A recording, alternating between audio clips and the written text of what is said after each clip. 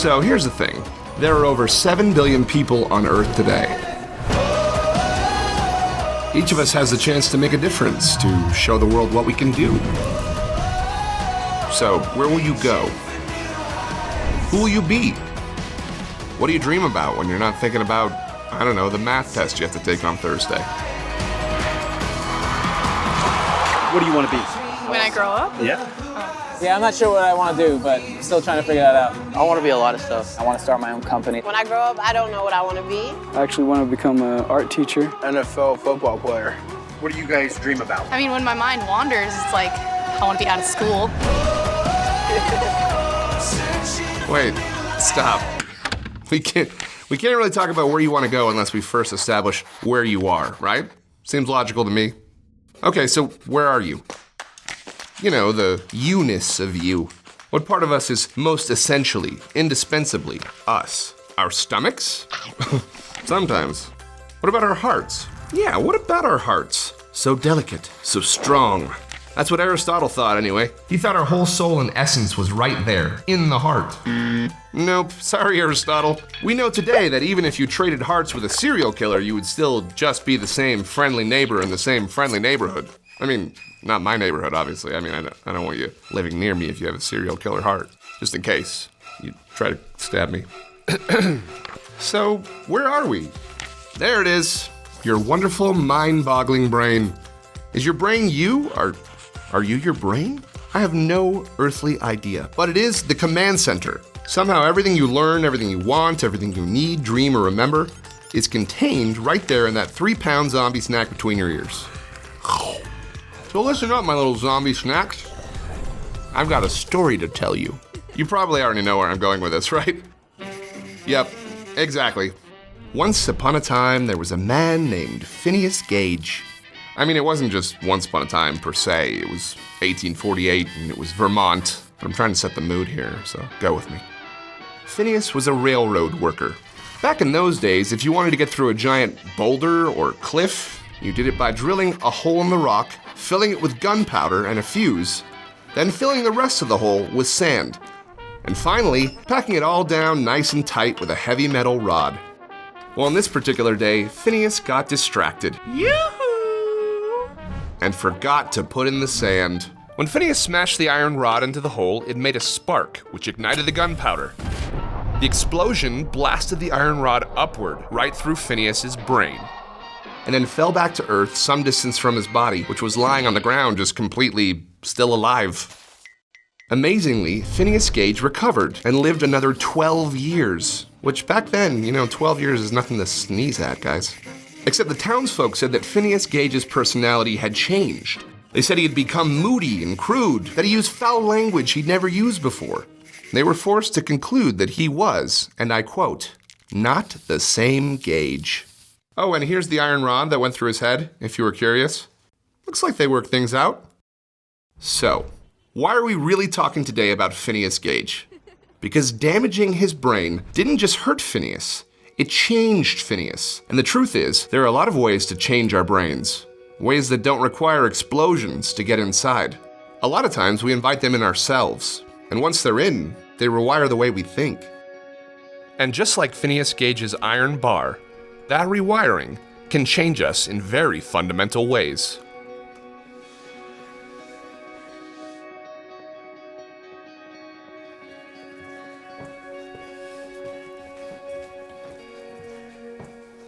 Okay, so this is my cat, White Boy. Is that offensive that I say White Boy? No. Okay.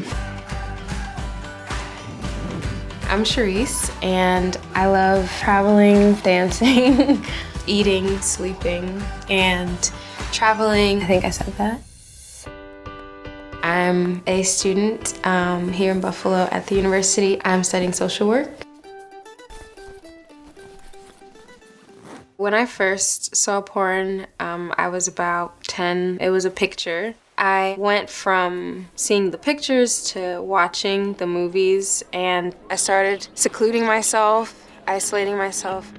I had to watch at least once, twice a day. That's where it all just kind of got out of control. Now look, porn is going to affect different people in different ways, and we're not here today to talk about whether porn is evil or whether it should be outlawed. We're simply asking, what does porn do to you? How does it affect your health and happiness? Because there are plenty of people in the world throughout history eager to mislead you about whether something can hurt you. For example, let's take a look at what they used to sell on the old frontier when you had a toothache. There you go. Yes, that does say cocaine, and yes, those are little kids in the picture. One drop of this and you won't care about that toothache anymore. You won't even care whether you have teeth. Or how about this one? Yep, you read that right. Asthma cigarettes. Effectively treats asthma, hay fever, and foul breath. That's what your English teachers refer to as irony, kids. But hey, it's not all bad. Look. At least they're not giving them to 5-year-olds. The point is this. Sometimes science has to catch up with the truth. And even then, it often takes a while for the rest of us to catch up with science. From the global resources of ABC News, this is Nightline. Pornography. Hollywood's X-rated cousin is a $12 billion American industry. There are an estimated 370 million pornographic websites on the internet. Pornography is becoming as easy to find as fast food. Porn is easier to access than ever. Just like with those companies of the last century, there is a massive effort in the multi-billion-dollar porn industry today to convince you that porn is harmless, even good for you. But slowly and steadily, science is catching up with the truth that the effects of porn are far more substantial than what you're being led to believe. This is my car. Her name is Sheila. She has long, flowing hair. If cars did have hair, she has it. And she drives majestically, like a Pegasus. My name is Ryan. I live in Scottsdale, Arizona. I am 21 years old, but my beard makes me look like I'm like 37. I have been a drummer for 11 years. Right now, I play with 3 of my really good friends, and we just kind of jam out and have fun. It's a place where really I can be free. I can just be me and not have to worry about the things around me.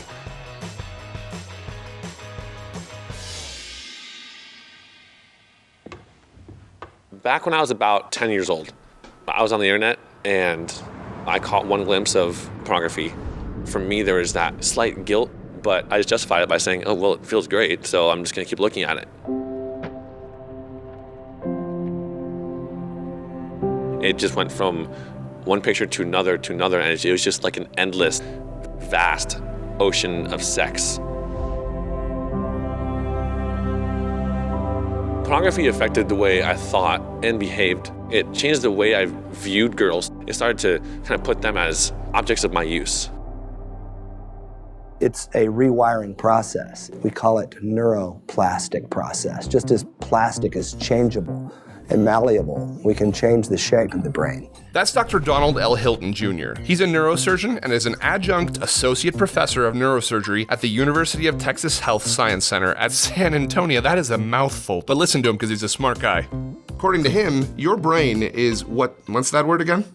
Malleable. Okay, so what he's saying is that your brain is less like this and more like this. Well, if you want to get all literal about it, your brain's actually more like this. That's tofu for all you carnivores out there. That's what they say your brain feels like.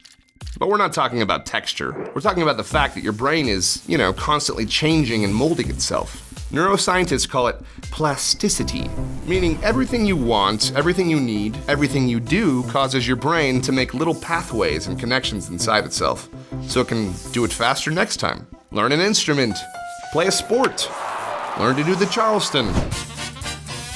Here's the point. Your brain can change itself. It can be a different brain today than it was yesterday. We can train our brain in something and then grow that area, which means we have more capacity in that area to process incoming stimuli. So if you train a lot of math, your brain area responsible for math calculation is going to grow, and you're going to get better at this. That's Dr. Kuhn of the Max Planck Institute for Human Development in Berlin. Or for you German speakers out there, the Max Planck Institut für Bildungsforschung, DIBE. Anyway, she's gonna tell us what all this plasticity talk has to do with porn. Everything that we do each and every day shapes our brain to the thing that it is. So if I really like sports, then I will have brain regions dedicated for swimming and stuff. If I, on the other hand, watch a lot of porn, I will train my brain regions responsible for porn processing a lot more. Wow, a brain trained to process porn. I suppose someone could hear that and think it sounded pretty cool, but let's listen to someone who actually knows how it feels. Horrible, flat and nothing, just completely no enjoyment in anything. My name's Dan, I'm 22 years old. I teach piano and I work out and I go and see friends. I'm writing a book, so I have quite a lot of projects. I didn't think that I'd ever have turned out like this. I started watching porn in my teenage years, and it made me feel probably the worst feeling of emptiness, where you feel this kind of wrenching, heart-wrenching kind of sadness or sorrow, but you can't do anything about it. You can't even feel it, but you know it's there. You know it's the only thing there and it consumes you, but there's nothing. You can't even, you're just numb to it all. It's completely flat, you're just like a robot.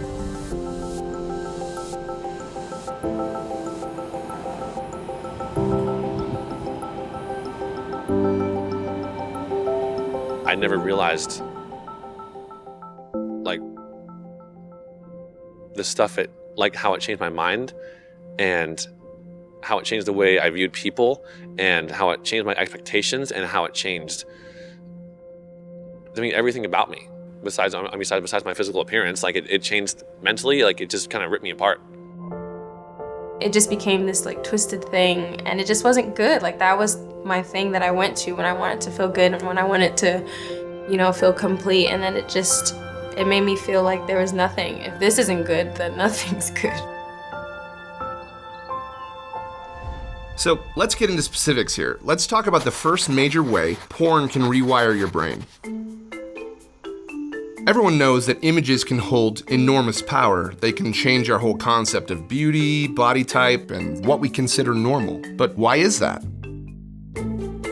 Nicholas Tinbergen was a biologist who received the Nobel Prize in the 1970s. He's most famous for coining the term supernormal stimulus, which is really just a fancy way of describing something that is bigger and greater than what someone would see in their normal, everyday, natural lives.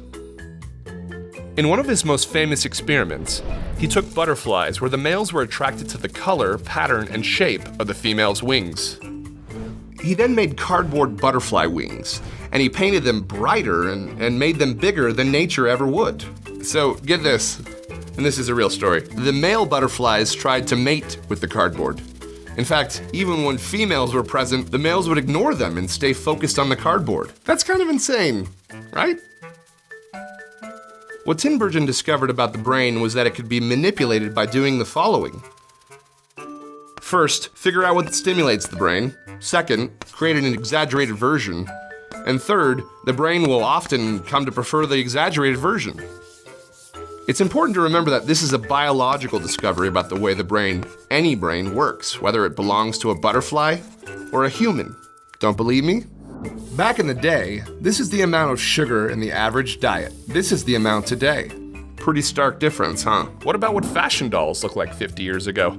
This is what they look like today. This is what an action figure looked like in the 80s. Here's what they look like today. Wow, they've got muscles on their muscles. You see, wherever we have the opportunity to exaggerate what stimulates or entices us, we take it. But remember the third final piece of Tinbergen's discovery. Eventually, we prefer the supernormal stimuli and we ignore what's normal for what's exaggerated. So, what about porn? What are the normal stimuli that porn exaggerates? I started watching probably normal porn, and then it quickly escalated to more extreme stuff. I'd try out pretty much anything. Not because I found it a turn on, just because it shocked me. If there's anything that shocked me, I would just be watching it. I think about when I was a little girl and how I used to think about like my first kiss and like holding hands with a guy, and how simple, innocent things like that were so exciting. And what porn did was that it twisted that thinking. It twisted it into thinking that all this crazy genres and of sex were romantic and were exciting and were fun and were fulfilling, but I really felt empty and I felt like I was never satisfied. It was just exhausting. It was really exhausting.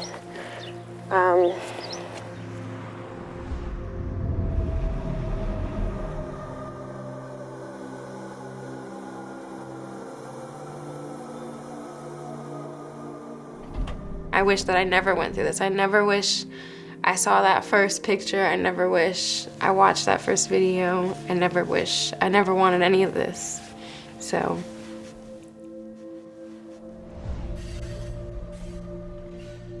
A new phenomenon is happening in which I've tried to sound an alarm because it's not temporary, it's not a phase. Young men and women's lives are being ruined by excessive pornography.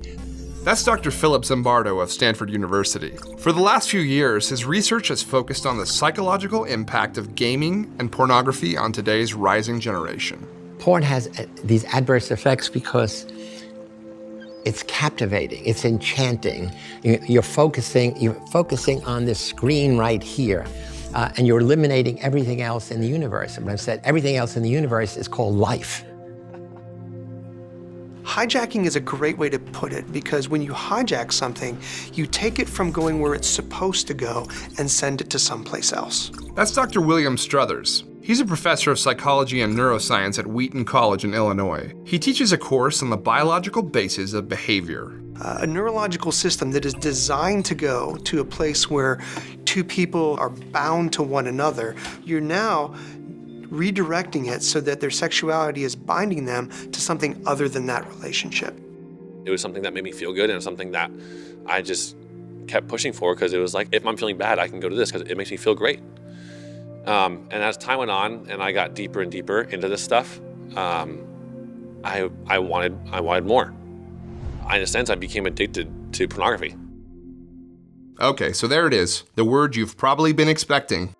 We've come now to the single most well-known topic when it comes to pornography, this word, addiction. It's what most people expect in a presentation about porn, especially porn in the brain. There is compelling academic research that confirms pornography addiction is every bit as real as drug addiction, and some question whether addiction is the best word to describe it. But what is not in dispute are the hundreds of thousands of people in the world right now experiencing what they feel is an uncontrollable need for porn. Once I found pornography, it was just downhill. From the first time I watched it, I was hooked, really hooked. I watched it about 3 more times that day, and then every day after that, pretty much for 6 years. I felt like I had to watch it at least once a day, probably multiple times a day. Every justification that I made, I became deeper and deeper and deeper into this stuff.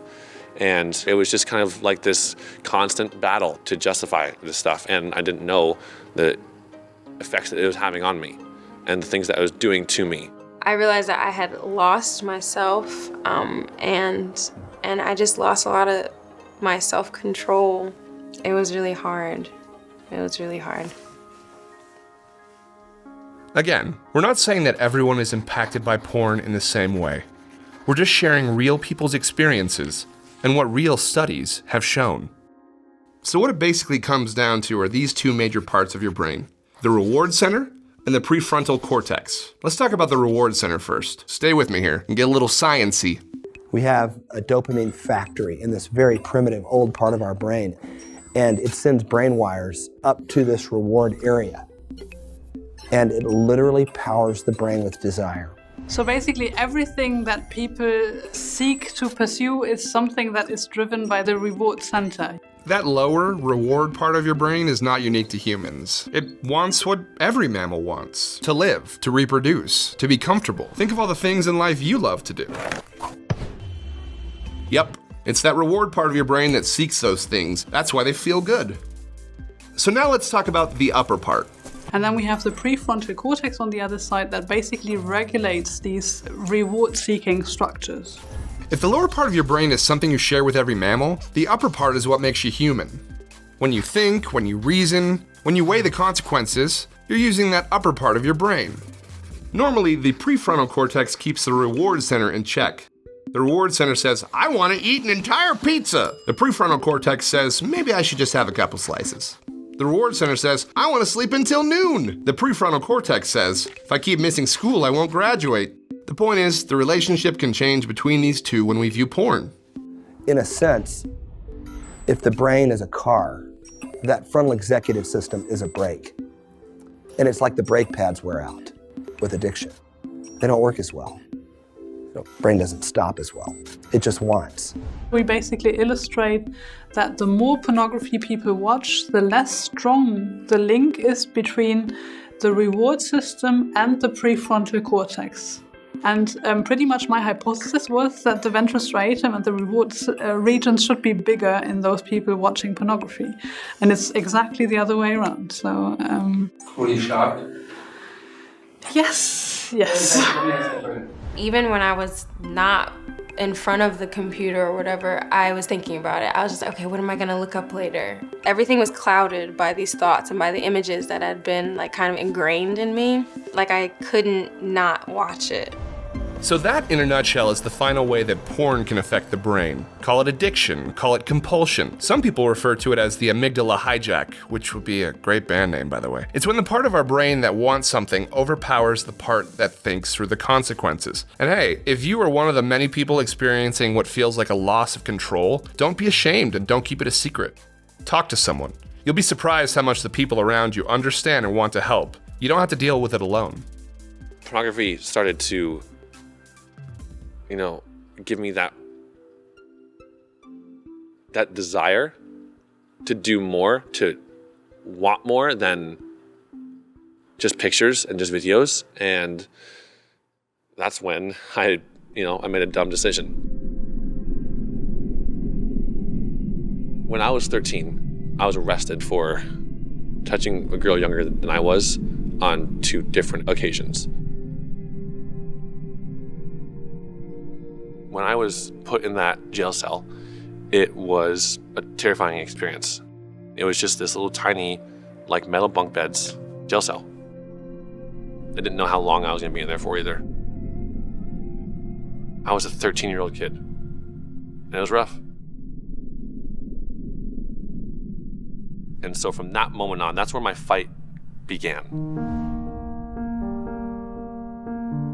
No one realizes what this stuff does. I didn't know as a kid growing up. I would have never known. Mentally, it just kind of ripped me apart.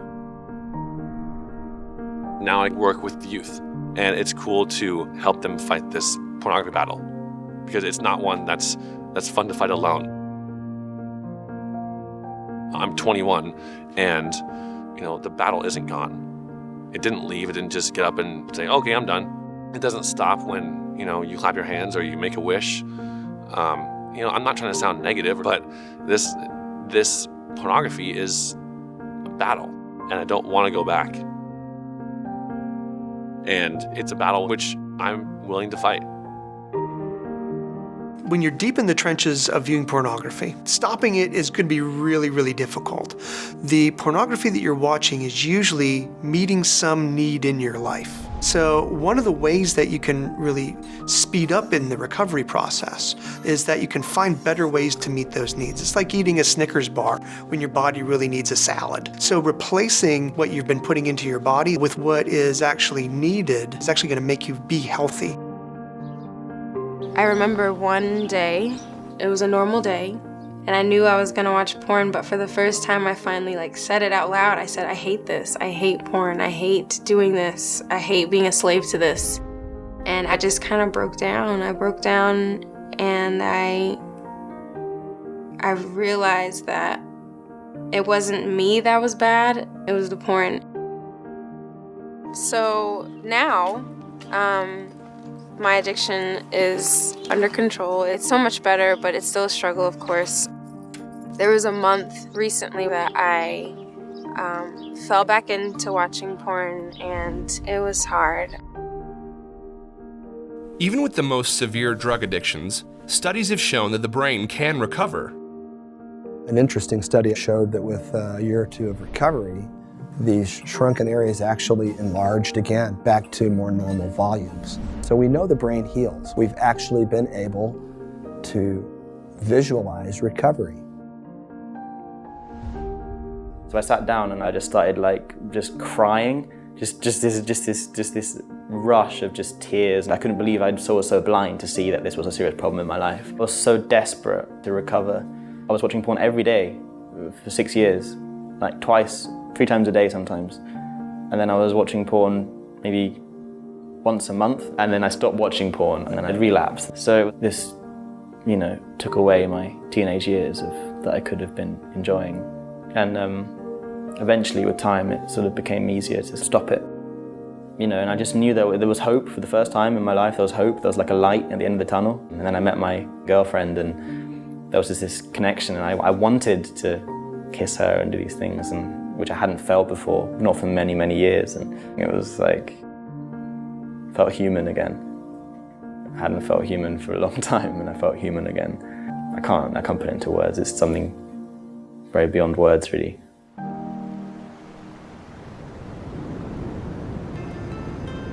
So now I'm much happier. I feel free. I feel like a weight's been lifted off me.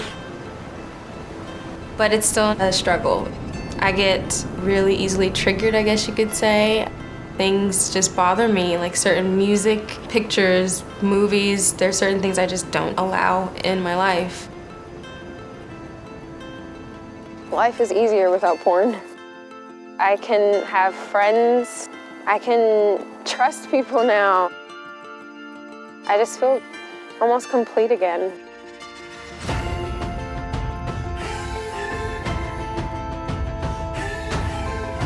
No matter how dark or depressed, your brain has the power to heal and return itself to the healthy, happy functioning state you crave.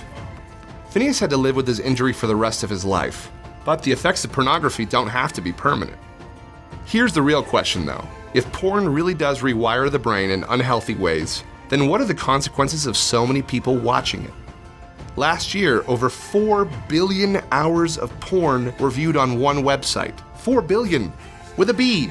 How will all that porn affect the viewers? How will it affect their boyfriends, girlfriends, husbands, wives, and families? How will it affect the world?